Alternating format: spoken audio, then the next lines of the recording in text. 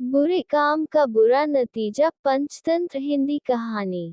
एक शहर में यज्ञदत्त नामक ब्राह्मण रहता था। उसकी पत्नी बहुत सुंदर थी, किंतु वह दूसरे व्यक्ति से प्रेम करती थी। वह अक्सर अपने प्रेमी को अच्छे अच्छे पकवान बनाकर खिलाती थी। ब्राह्मण को अपनी पत्नी के चरित्र पर पहले से ही शक था। वह अक्सर अपनी पत्नी से पूछता था कि यह पकवान किसके लिए बनाती है और किधर ले जाती है। उसकी पत्नी झूठ बोल देती थी कि पकवान तो भगवान के लिए बनाती है और मंदिर चढ़ाने के लिए ले जाती है।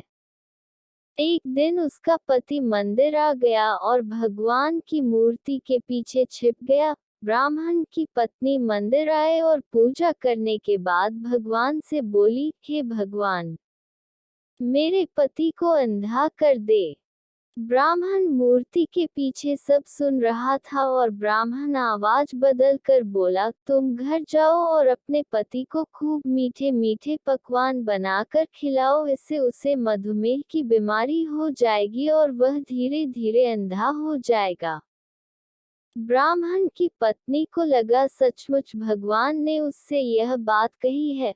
वो प्रसन्न होकर घर आ गई और प्रतिदिन अपने पति को मीठे मीठे पकवान बनाकर खिलाने लगी। ब्राह्मण भी धीरे धीरे अंधा होने का नाटक करने लगा। ब्राह्मण की पत्नी को लगा भगवान की कृपा से उसका पति अंधा हो गया है। अब वह अपने पति को अंधा समझकर उसी के सामने अपने प्रेमी को घर बुलाने लगी। एक दिन जब उसका प्रेमी घर आया तो ब्राह्मण ने लाठी से उसे इतना मारा कि वह वहीं मर गया। ब्राह्मण ने अपनी चरित्रहीन पत्नी के नाक और कान काटकर घर से भगा दिया। शिक्षा। बुरे काम का बुरा नतीजा। हिंदी कहानी से हमें शिक्षा मिलती है, कभी किसी के साथ विश्वासघात नहीं करना चाहिए।